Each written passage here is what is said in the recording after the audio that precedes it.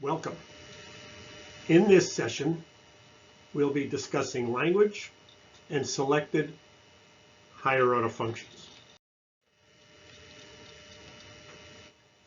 Our objectives will be to describe the behavioral manifestations and anatomical bases of the aphasias, the agnosias, neglect, and apraxia. We'll describe the localization of function of Wernicke's area and Broca's area with respect to both the primary motor and sensory zones of the cerebral cortex. We'll look at the effects of damage to various parts of the perisylvian speech area, that is around the lateral fissure, on speech, writing, reading, comprehension, and repetition. We'll describe hemispheric dominance regarding language and handedness, and the contributions of the non-dominant hemisphere to speech. And then we'll give examples of the various disconnection syndromes regarding speech, and the role of the corpus callosum in particular in language functions. See some of the keywords that we'd want to focus on. Language we recognize as a symbolic means of communicating feelings, thoughts. It has both receptive and expressive elements, but it is a symbolic representation. We use words and alphabet and grammar to represent something that might be concrete or remarkably airy and not so concrete. Aphasia is the inability to use language. Dysphagia is an impairment in that ability.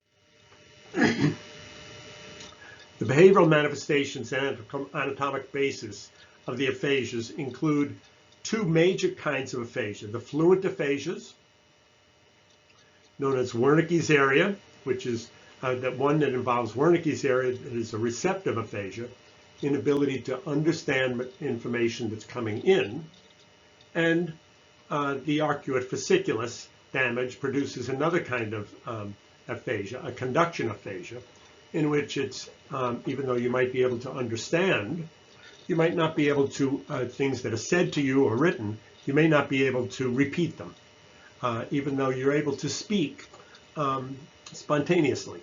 The non-fluent aphasias, in particular Broca's aphasia, is an expressive aphasia, an inability to get words out. And we'll look at some of the details. And do take a look at these YouTubes of Sarah Scott, who has an expressive aphasia and shows recovery over an extended period of time.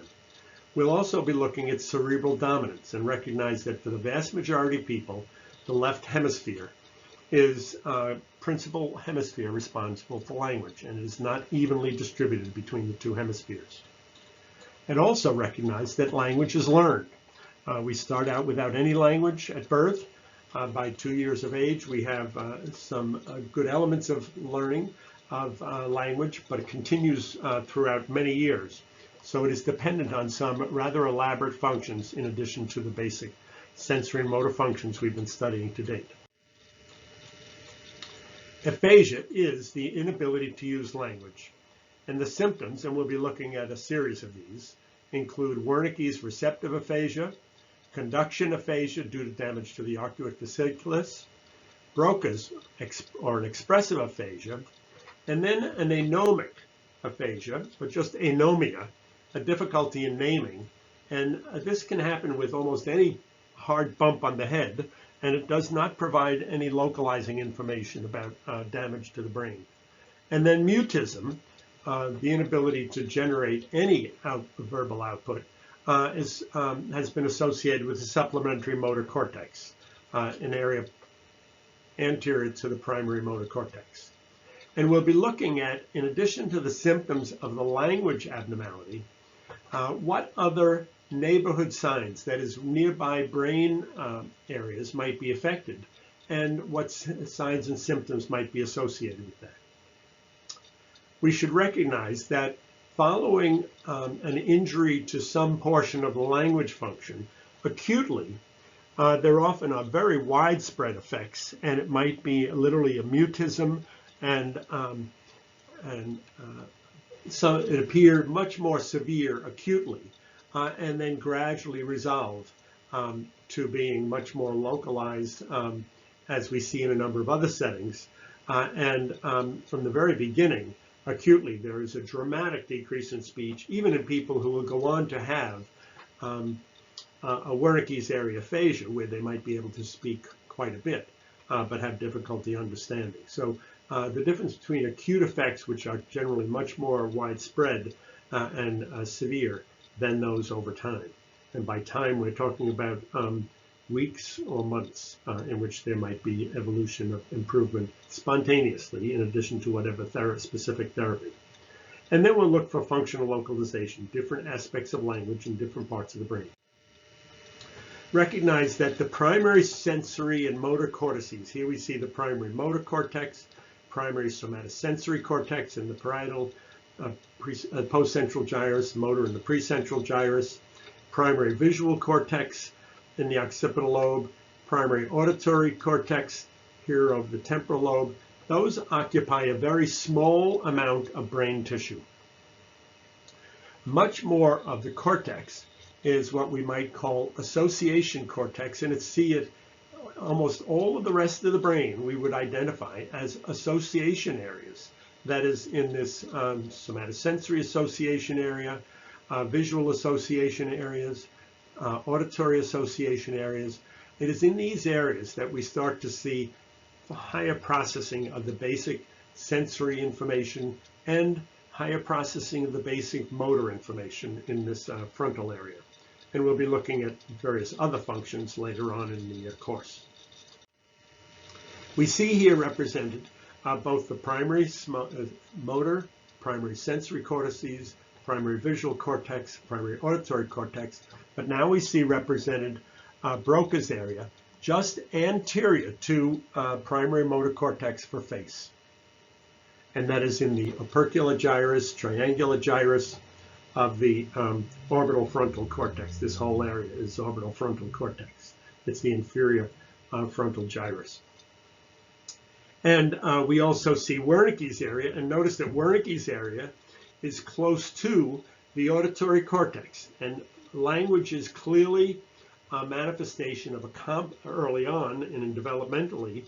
It is an elaboration of auditory input. Certainly the auditory communication occurred much before any ability to interpret written material that might involve the visual cortex. So the Wernicke's area certainly is immediately posterior to the primary auditory cortex. There are auditory association cortices right here that might be important in recognizing sounds that are nonverbal sounds and being able to understand them. But to understand language, the information has to get further back to the posterior temporal area, back where we see Wernicke's area, or to the angular gyrus.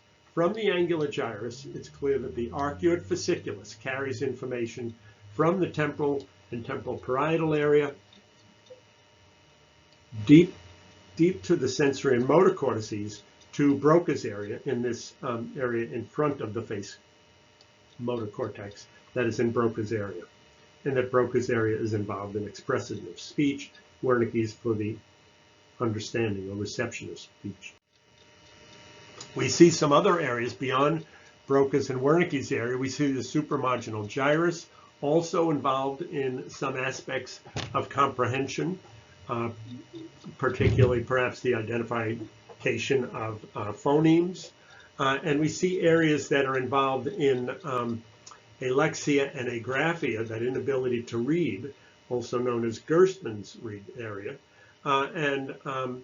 It might include a variety of language impairments. And then we also see, in addition to Broca's area, an area just above Broca's area known as Exner's area, and an area involved in writing, that is using the hand for language. And then up near the vertex, anterior to the primary motor cortex, we see an area that's called the supplementary motor cortex, and on the left side, that's a speech area, and damage here tends to produce mutism, although it is often transient. Note that primary motor cortex or cerebellar dysfunction may produce a dysarthria, clumsiness of speech, but not a primary language problem. The various aphasias are listed here that we've identified: Broca's, Wernicke's, and conduction. And a global aphasia involves both Broca's and Wernicke's type of aphasia, and incorporates conduction aphasia as well. And we'll talk a little separately about transcortical motor and sensory aphasias. But recognize some primary measures that might differentiate these language disorders. Broca's area is non-fluent, and it's very difficult to get words out. Single words may be preserved, but grammatically sentences are very difficult to produce. It's very difficult to repeat what was said to you. Because it is in the frontal area, it is not uncommon to have some impairment of motor function on the same in the same region, and of course that would be on the opposite side of the body, and you might see a right hemiparesis. And of course that's from Broca's area, the left posterior frontal cortex, inferior frontal cortex, and the underlying structures. Wernicke's area, on the other hand, person often is fluent after some brief period of time, with abundant, well-articulated, melodic words, but comprehension of what was spoken to the person might be severely impaired, and repetition is impaired.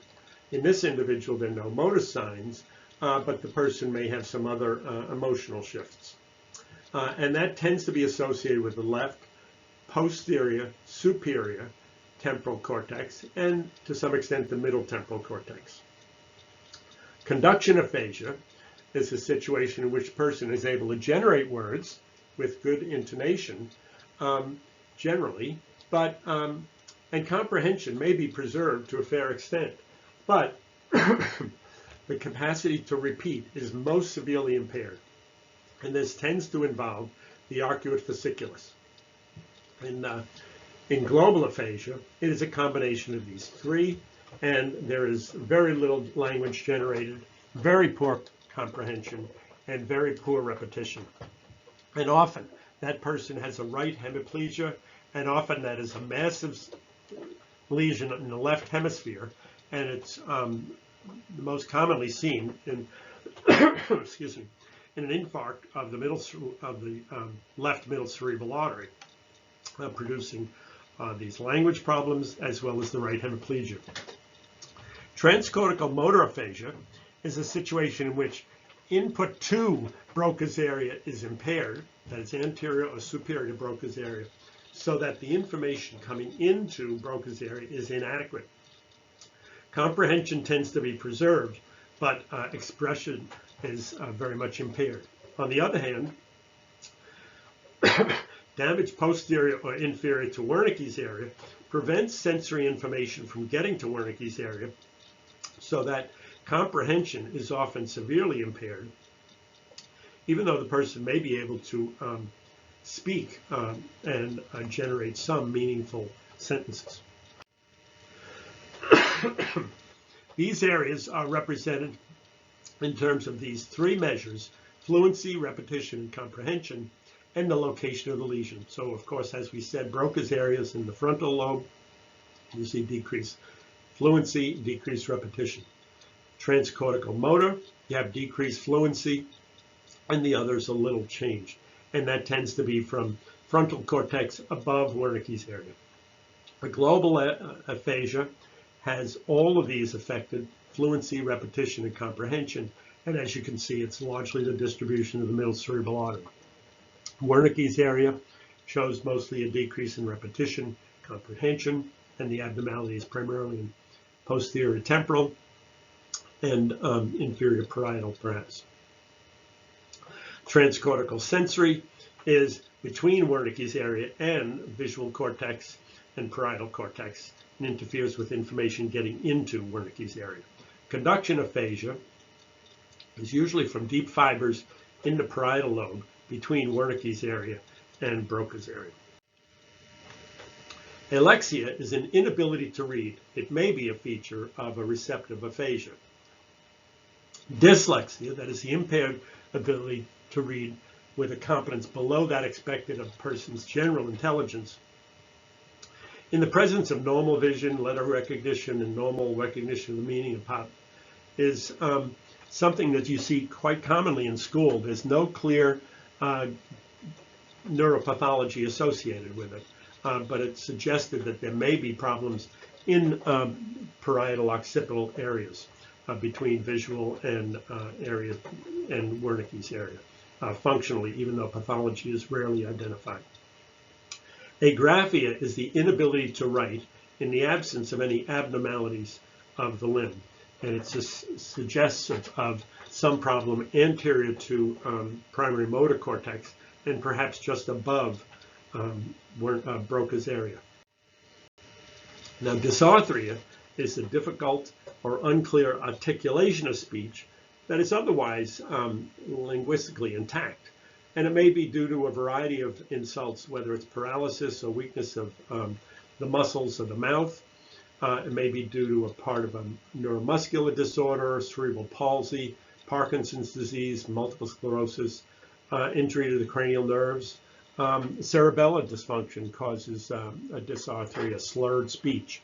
It is not a language disorder per se, because the content of the language may very well be intact, but it not be expressed clearly. It's striking that this concept of cerebral dominance, about 70 to 90% of the people are right-handed, and about 10% are left-handed, and the other few are mixed. Almost all right-handers depend on the left hemisphere for language processing, somewhere between 93 and 100%. But most left-handers also depend on the left hemisphere for language processing. It's estimated that about 96% of people depend on the left hemisphere overall for language processing related to grammar, the lexicon, phonemic assembly, and phonetic production, all these various elements of language. The non-dominant hemisphere does have a role in prosody, the melody that you have of speech, the emphasis you give to some words over another. It contributes to the emotional impact of speech and helps to appreciate the emotion in the speech of others. In fact, the thought is that without the right hemisphere, you sometimes hear a much more mechanical type of speech than might otherwise be expressed. Although there is a preferential development of language in the left hemisphere, it appears that both hemispheres have that potential. Damage to the language areas of the left hemisphere at an early age, less than about 4 years of age, leads to a dominant shift to the right hemisphere. And in general, the earlier the damage to the left hemisphere, the more effective the shift is to the other hemisphere. Historically, language dominance was only able to be assessed in patients who had brain damage. If somebody had damage to the left hemisphere and lost language, you would have concluded that language was located in the left hemisphere. Excuse me. More recently, methods can determine hemispheric dominance for language by injecting a fast-acting anesthetic into the left hemisphere. You can put that hemisphere to sleep briefly and see if the person's able to speak without that hemisphere. And that's done for certain medical purposes. And newer methods are available to locate language processing in the brain. Functional MRI is one, and positron emission tomography, and they are much less invasive than the water test. The corpus callosum is important for carrying information from one hemisphere to the other to fully carry out language. For instance, if you put something in your left hand and that information goes up to your right hemisphere, to know exactly what it is that you have held in your left hand, must go up to your right hemisphere first and then be transferred, that information from your right hemisphere transferred to the other hemisphere, that is to the left hemisphere, to get to Wernicke's area and eventually to Broca's area. So we use the non-dominant hemisphere to carry out verbal commands. We need the corpus callosum. One sample could be seen here of a flow of information. If somebody was asked to name something in the right visual field, that is over here on the right, that information would travel through the visual pathway, getting up to the lateral geniculate nucleus in the thalamus, from the thalamus to the cortex, from the cortex to higher order cortical regions, visual cortical regions, to get to Wernicke's area, and from Wernicke's area through the arcuate fasciculus to Broca's area, from Broca's area to the facial motor area, to be able to be sent down to the cranial nerves of the face and oropharynx to generate the words. So that would be the pathway for something coming from the right side of the body, whether it was visual or somatosensory. Information coming from the left side of the body would have to go through pathways that will end up in the right sensory cortices and then right secondary sensory cortices, whether it's visual or somatosensory, and then go through the callosum before getting over to Wernicke's area, and then go over to the arcuate fasciculus, Broca's area, motor cortex, and on out. So we need the corpus callosum, and interruption of any portion of this pathway would interfere with the ability to name something occurring in the outside world, which comes initially to the sensory cortices and then travels through this pathway. It's clear that language is much more elaborate in the timing of the sounds that we generate. And this note was made of a preschool teacher said, "Look at this frickin' elephant," a student said. And the teacher was struck, and what did this call? It's a frickin' elephant, just look at the picture. And of course it does. And it reminds us that the pace of speech defines what it is we hear, what we understand. Other higher functions that we'll take a look at include agnosia and apraxia. Agnosia is a lack of sensory ability to interpret stimuli, sounds, objects, whether it's visual objects or palpable objects, despite an intact elementary sensory function. That is object recognition, either by sound, touch, or vision. The agnosias are mostly seen in bilateral cerebral damage in the sensory association areas, but may be seen with unilateral damage. We'll see some examples of this. There are several agnosias. An auditory agnosia is an inability to recognize the significance of sounds, for instance, a dog bark or a telephone ring, despite the primary auditory pathway working fine right up to the primary cortex, that is middle temporal gyrus, or superior temporal gyrus. Another agnosia is astereognosis, or tactile agnosia, the inability to recognize objects by touch, despite the fact that there's normal two-point discrimination in the primary somatosensory cortex works. This is associated with damage to the posterior parietal cortex. And the auditory agnosia is due to damage to superior and middle temporal gyrus around the primary auditory cortex. Color agnosia, inability to recognize colors of objects, separate from a retinal color blindness, can be due to damage to portions of the occipital cortex that are not primary cortex, but V2 or area 18. Primary visual cortex is V1 and also known as Brodmann area 17. Prosopagnosia is an inability to recognize faces or other familiar visual stimuli despite intact visual fields, and that's associated with inferior temporal occipital lobe, areas known as areas 20 and 21, even when the primary visual cortex is intact. There are many other named agnosias associated with each of the individual modalities and stimulus attributes.